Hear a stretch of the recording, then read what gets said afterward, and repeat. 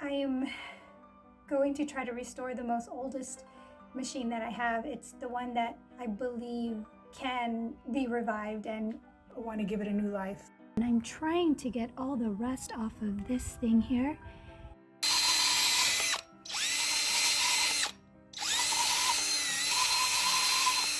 So I've been working on restoring the old Treadle sewing machine.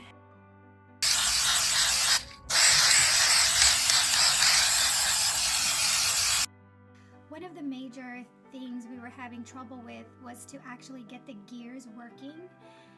The machine is rusted so terribly that when I was trying to treadle, it just wasn't pushing, and it was making very loud noises.